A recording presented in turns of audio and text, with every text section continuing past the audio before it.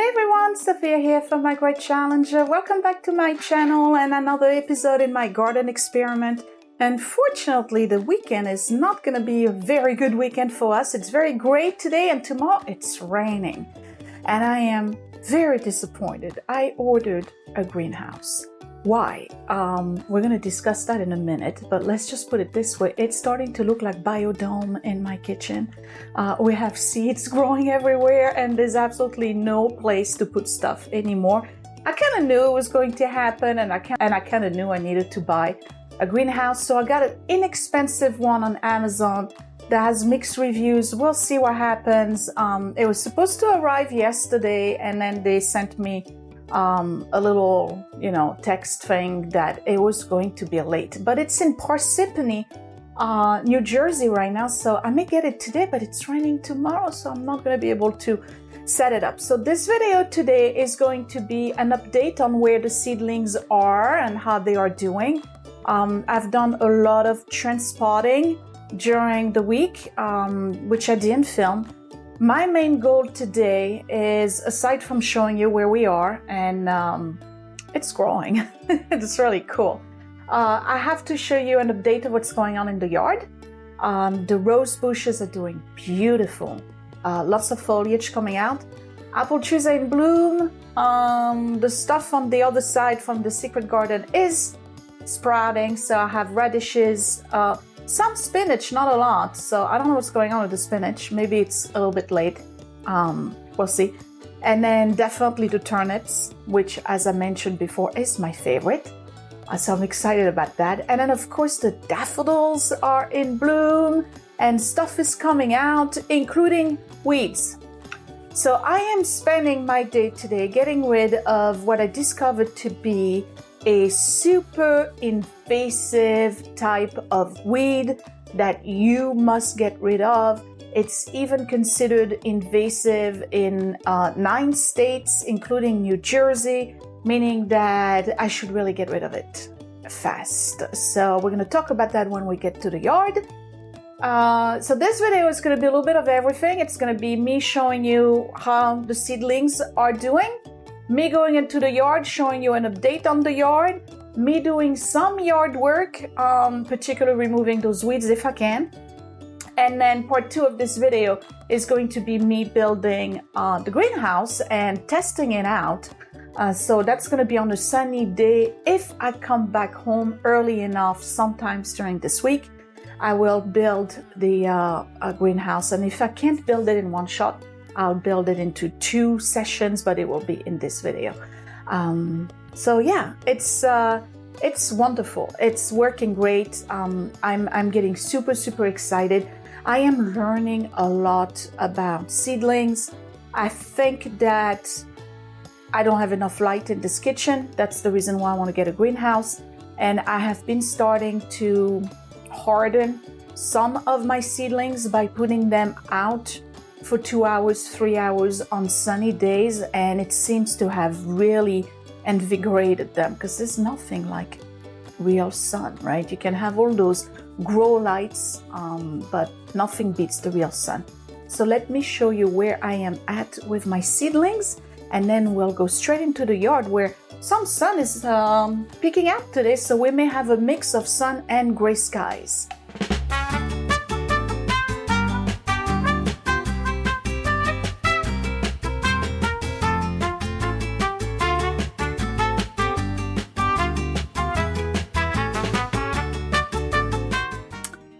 So this is the state of the kitchen right now. We got quite a lot going on. So you see this counter is completely used. And now, in addition, I have the 2 chairs completely used. It's getting really, like I mentioned, it's starting to look like biodome. And we need to remedy that. And the only way to do it is to move them outside in a greenhouse. So we'll start with the ones that I planted first. And that was the... these ones right here. These are 3 Black Beauty zucchinis and they look fantastic. And then the tomatoes were the first one that I did as well. So we have some Floridel tomatoes here. Cauliflower was from that week, I believe, 321, yes. And then over here, what do we have? We have another cauliflower, another, that's a San Marzano tomato right here. And then kale, I believe this is a beefsteak tomato. Yes, it is. And another cauliflower. Now this San Marzano here does not look like it's going to make it. We'll see. And then on this side, again, transplanted into solo cups because they were a little bit leggy. We have an early Jersey cabbage right here. And then there's some kale, and you can see the true leaves coming out. Hopefully this is in focus. We got some calabrese broccoli over here, more broccoli, and what's that? Another kale. This cabbage here is looking really, really good. So we're doing pretty good here. All right, on this side, I don't have the light on it right now. I had to transport the lettuce because it was getting leggy and starting to fall. So we got some ruby leaf. These are the Swiss chards. Another ruby leaf over there, and some kale, more Swiss chards. This is a different type of cabbage. This is a golden acre, and the collard greens are over here. More lettuce and more lettuce. Now these are the other ones that I did on 328. So we have 3 new zucchinis, because if you remember, I had broken 1 seedling. So we got 3 more. These are the cucumbers. They all came out but 1 right here. And then the jalapeno, nothing. I'm not complaining because they're really not a favorite, but I wanted to see. And seedlings for jalapeno, nothing happened. Those ruby leaf here did not grow. These are the ones that transplanted. And then we have basil right here. And then these are the ones that stated on the package that they take 14 to 21 days to germinate. These are my medicinal herbs. And if you look at it, I planted them, or planted the seeds on 328, and it's now 410. And look at this. I have lots and lots and lots of them. Feverfew, St. John's Wort, Valerian, and this is Elicamp, which is not doing too good. I only have 3, but this looks a little dry, so I'll have to water it. And these are the last 3 tomatoes, the Tiny Team tomatoes. They're doing very good. I am not moving them yet. On this side here, we have mostly ruby leaf lettuce. We have another San Marzano, more lettuce, and then which tomato is that? That's a beefsteak tomato. And here are the bell peppers and the eggplants. These are the leftover kale. That's the leftover Swiss chards, leftover lettuce, and here are some herbs that I've planted as well. We have some sage. Let me give you a better look at the sage. Okay. We have some sage right here, dill, parsley, and cilantro. So these will all go in due time in the yard. So that is what's going on with my herbs.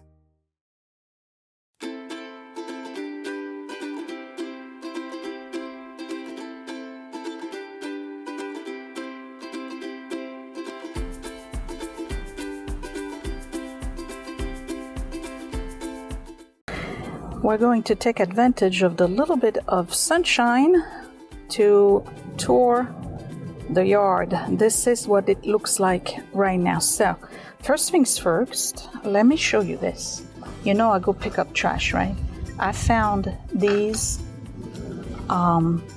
little barriers or borders on the sidewalk. Somebody was throwing them away, and I have exactly the right number I need to keep the dogs from going into the flower and vegetable beds. So over here again, this is where I'm going to do most of the cold crops. So the cabbage and all of that, lettuces are going to go in there. You can see that my daffodils that I planted in the fall are coming out. We got some more here, and let me show you the rose bushes. And the second one right here. We got some daffodils here. And a little bit more over there. And then this is the aster that's coming out. And this one is the Black Eye Susan that's coming out. And the two lavender that I planted earlier are right here. And here's the Granny Smith apple that is about ready to bloom. So we do have some foliage. It's looking pretty good. And if I move to the back here, I still have a lot of cleaning to do. We have some daylilies. These are daisies. And out of the four, well, there's two. Out of the four alliums, only two of them came out. One here and one there. And this is the first apple tree that we planted. That was the Empire apple. So it is budding as well. We're a little bit late in New Jersey. Now all of these, we're going to talk about it in a minute. We have more daffodils here. These actually are the double ones that my mom planted the first year we moved. So those bulbs have been in the ground for quite some time. I would say about 10 years.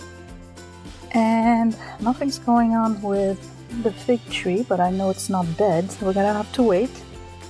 And then over here we have a daisy that's coming out, asters coming out, another daisy, and then in the back over there is a Black Eye Susan. The entire yard needs to be cleaned out. I still have a lot of leaves and stuff to clean, but little by little, you know, every day I come in and I do a little bit, so it's starting to look much better.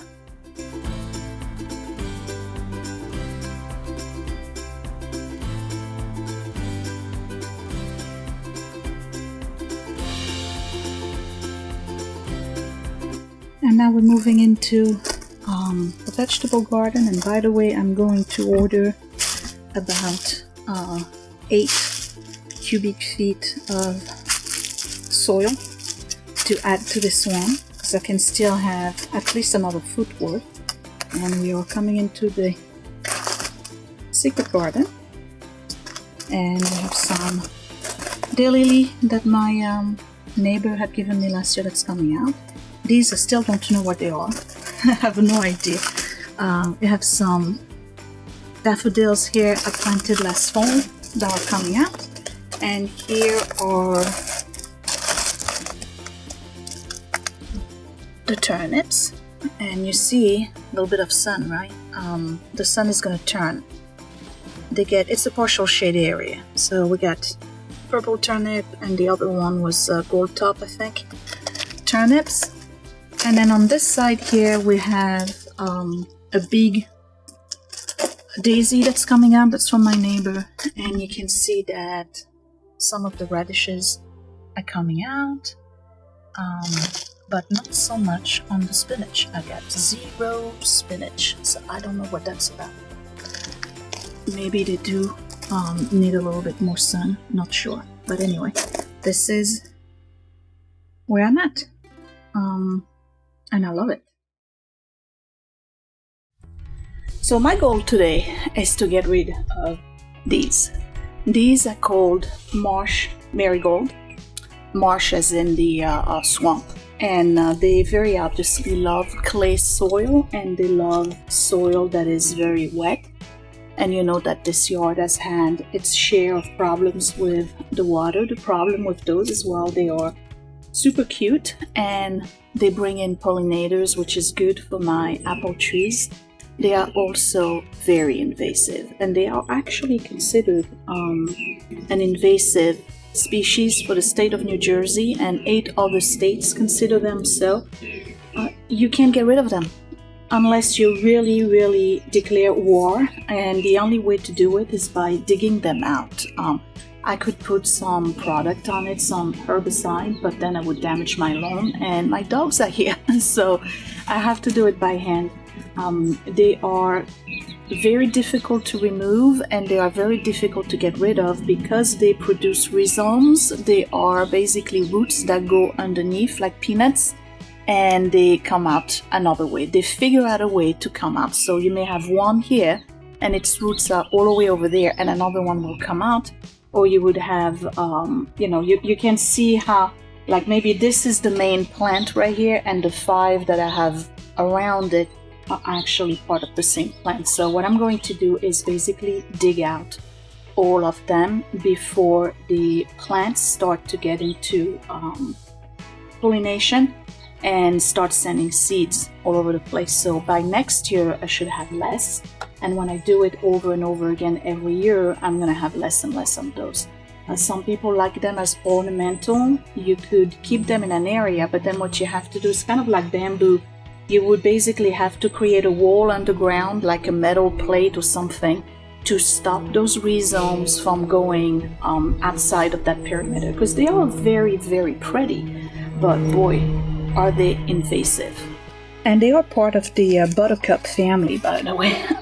That's what I thought they were. I thought they were buttercup, but nope. They are marsh marigold. Okay, so here's one right here, and what I'm gonna do is just dig right in and basically pop it out like this. So I'm gonna end up with a lot of holes in my yard. That's okay. I'll figure out what I'm gonna do with those later on. But in the meantime, I need to get rid of them. And anytime I see a little bit of a residue of those little rhizomes, that's gotta go. And the only way to fully get rid of them, leaf bag. And adios muchachos. So here's another one right here. I gotta find the heart of it.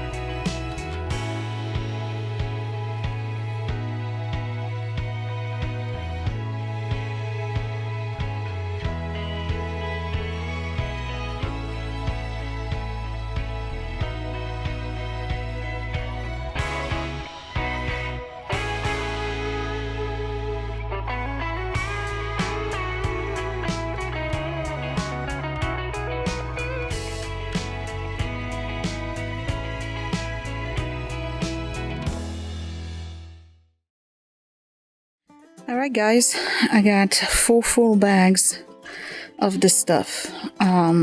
It was a lot. It's a good 60 pounds, I would say, between the soil and everything else. But this is what it looks like, and it's a big difference. Now, what I did was raise some of the holes that I had with some soil, and you saw me put some seeds in there. Hello, Fiona. Hello, baby. She's cute.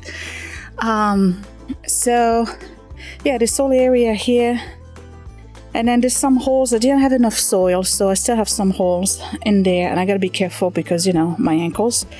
but I think I removed 80% of the stuff. It was hell.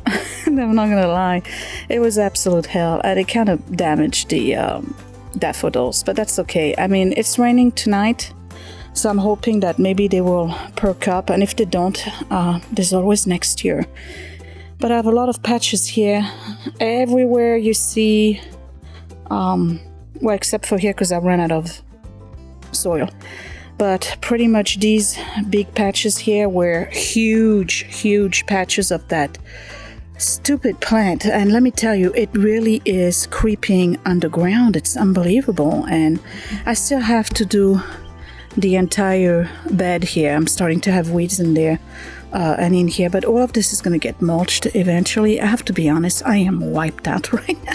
I'm just wiped out, but it was a good form of exercise, and it's looking much better. So this will grow, it will be all green. Obviously all of this edging here has got to be cleaned out. It's just, you know, a lot to do in one day, but I'm done, at least for today.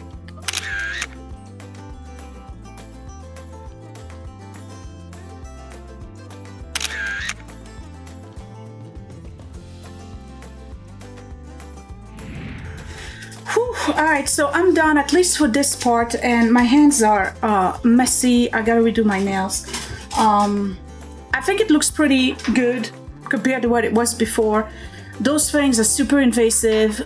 Comment down below, let me know, how long do you think it's gonna take before I get invaded again? Do you think that uprooting them the way I did is really gonna do it?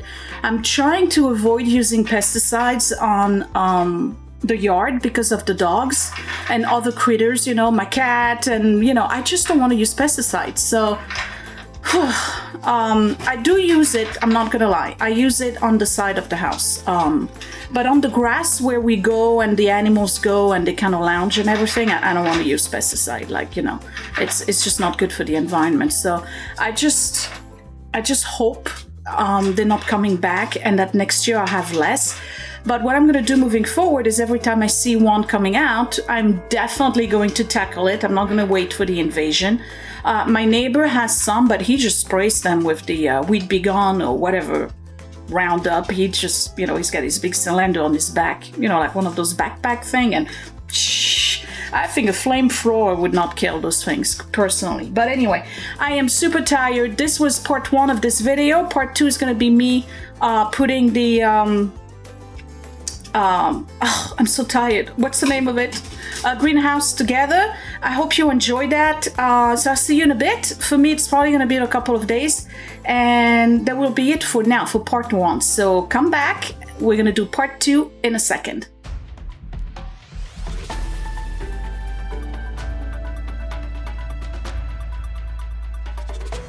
Hey, it's me. And guess what?